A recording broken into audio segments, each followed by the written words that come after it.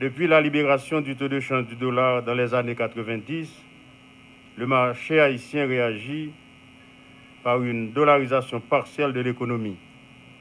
La disparition des frontières entre les transactions nationales et les transactions internationales disparaissent. Sur le plan national, actuellement, la quasi-totalité des transactions est effectuée en dollars américains ou en gourdes indexées sur le taux du jour. Aucun bien, aucun service n'y échappe, y compris le paiement des loyers ainsi que des frais scolaires et universitaires.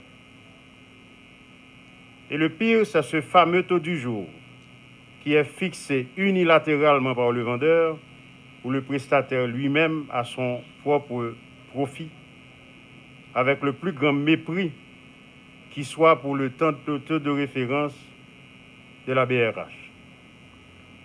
D'où apparaît un effet pervers. Tout le monde cherche à faire l'acquisition et à accumuler des dollars américains qui sont en réserve et souvent à la maison. Anticipation négative qui aggrave à la fois la pénurie des dollars et la décote de la gourde. On s'empêtre alors dans une sorte de cercle vicieux. Plus le dollar se raréfie, plus son coût d'acquisition est élevé et plus les transactions liées à l'importation sont coûteuses.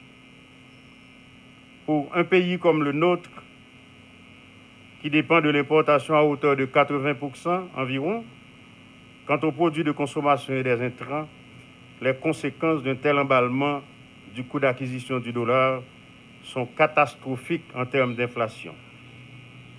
Les mesures d'affichage des prix en gouttes sont liées à d'autres séries de mesures.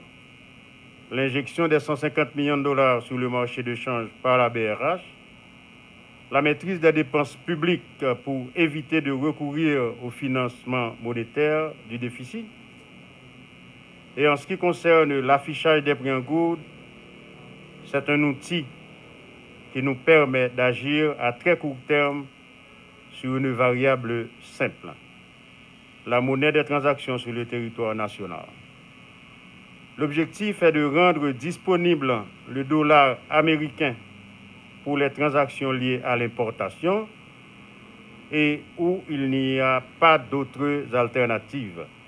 C'est une façon de faire baisser la tension sur le marché d'échange de cette devise. Pour des réponses structurelles, le gouvernement a lancé le processus d'élaboration d'un plan de la relance économique Covid-19 2020-2022 qui s'articulera les politiques macroéconomiques, politique monétaire, politique budgétaire, politique commerciale et industrielle. J'invite à la fois les commerçants et les prestataires de services à collaborer avec les autorités pour le succès de ces mesures dans l'intérêt du peuple haïtien.